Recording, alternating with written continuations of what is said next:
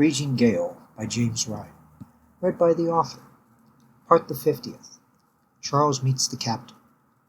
Hope waited with anticipation for Charles to go beyond honeyed words. She could not stop looking at him, wishing he would look at her the way he did when he emerged from the hold of the French ship. She couldn't put into words what she hoped would happen next. She could barely picture it clearly. Part of her wished the rest of the crew would just go over the side, leave her and Charles alone for a few moments, and allow her to... She could not find the right words to describe what was making her heart race as she was close to him.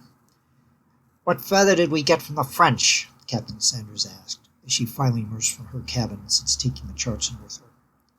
For the first time in some while, Hope suddenly regretted being in Abigail's presence. She wondered why the captain had to pick now to leave her cabin.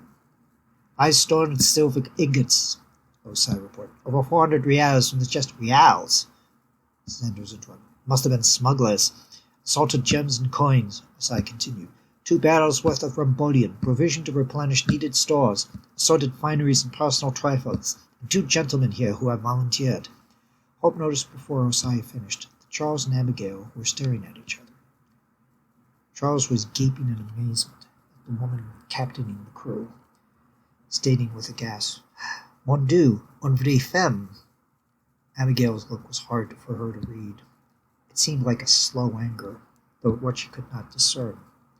Hope could barely hear Abigail say to Charles as she closed in on him, "I do hope, monsieur, that you know well the game before you play."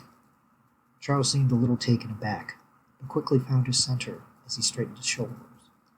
"Charmed," he managed with a smile. Abigail just looked right into him, as though her gaze were her sword.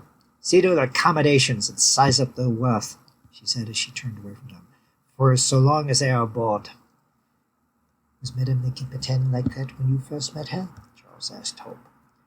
Hope stared at Abigail's back, her mouth wide enough to sail the raging gale through.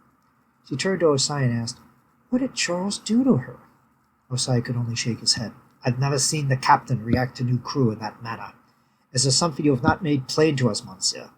he asked Charles. Charles only gave a faint smile. "Is Madame the Capitaine perhaps acting as your musician's mamma, and protecting her dear daughter from scurrious dogs such as moi?" "It could be," Hope offered very quickly. "A woman alone on the ship. Perhaps he's just making sure that order is maintained. That could well be it." Osai just gave Hope a long look. Charles quickly added, "Mind you, with the interest of Aqua's fate, my main concern on this vessel." Hope was still trying to figure out what Charles could have done to make Abigail so mad. Thank you for taking this moment with me. If you want to keep up with new chapters as they get posted, please subscribe to the channel and click the bell icon for notifications for when pieces go up.